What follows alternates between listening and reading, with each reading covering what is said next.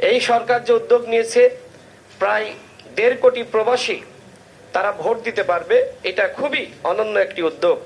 এখন যে পদ্ধতিতে সরকার নির্বাচন করতে চাচ্ছে, প্রবাসীদেরকে ভোটের মধ্যে আনতে চায়, এটা আসলে প্রবাসীদের জন্য আসলে অনেক কঠিন হয়ে যাবে। তো কিভাবে প্রবাসীদের ভোটের অধিকার আরো বেশি সহজ পদ্ধতি অ্যাপ্লাই করে তাদের অংশগ্রহণ নিশ্চিত করা যায়, সেজন্য আমাদের সবার উচিত সরকারকে সহযোগিতা করা। আমরা প্রবাসী ভাইদেরকে বলবো যে আপনারা ভোট দিন, ভালো, দক্ষ, যোগ্য যারা দেশের জন্য কাজ করতে পারবে, আপনাদের অধিকার আদায়ে যারা সংগ্রাম করেছে তাদেরকে আপনারা ভোট দিন। আপনাদের ভোটাধিকার যাতে নিশ্চিত হয়, সেজন্য ইনশাল্লাহ আমাদের দল গণ অধিকার পরিষদের পক্ষ থেকে আমরা অতীতের নাই প্রবাসীদের পাশে থাকব। আর আগামী অর্থনীতি দেখেন, আমরা যেটি মনে করেছিলাম যে অন্তর্বর্তীকালীন সরকার ডক্টর মোহাম্মদ ইউনূসের আমলে হয়তো এক ধরনের দুর্ভিক্ষ সৃষ্টি হবে, শ্রীলঙ্কার যে অর্থনীতি সেখানকার অবস্থা হয়ে যায়, তাদের রিকভার করতে সময় লাগে। তবে ডক্টর মোহাম্মদ ইউনূসকে ধন্যবাদ জানাতে হয় যে আমরা তো সমালোচনা করি, সরকারের অনেক সমালোচনা করেছি, যেহেতু সরকার আসলে নির্বাচন নিয়ে আমাদের একটি অনিশ্চয়তার মধ্যে রেখেছিল।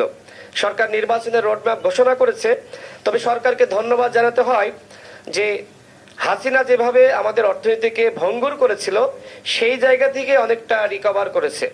বিশেষ করে বাংলাদেশ ব্যাংকের যে রিজার্ভ, এটা অনেকটা উন্নত হয়েছে। তবে ব্যবসায়ী যারা রয়েছেন তারা আমাদের সাথে আলোচনা করেন যে তারা আসলে ব্যাংক থেকে যেভাবে আসলে ঋণ পাওয়া দরকার ছিল ব্যবসাটা কন্টিনিউ করার জন্য, সেটা তারা পাচ্ছে না। একই সাথে টাকাকে ডলারে তারা রূপান্তরিত করতে পারছে না। নানান ধরনের সংকট আছে, আমদানি কমে গিয়েছে।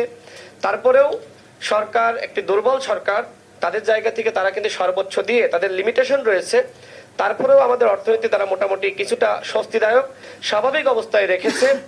আমরা যদি এই 5 মাস সরকারকে সহযোগিতা করি, বিশেষ করে নির্বাচন নিয়ে হাঙ্গামা তৈরি না হয়, রাজনৈতিক বিভাজনটা কমে আসে, এবং জাতিগতভাবে যদি আমরা সবাই ঐক্যবদ্ধ থেকে সরকারকে সহযোগিতা করতে পারি, আমার মনে হয় যে আগামী নির্বাচনও ভালো হবে, আমাদের অর্থনৈতিক গতিশীলতা সেটিও বাড়বে, এবং আমাদের দেশের উন্নয়নটাও সম্ভবপর হবে। 54 বছরে কিন্তু আমরা আমাদের এই জাতির যে পরিবর্তন সেটা করতে পারি নাই।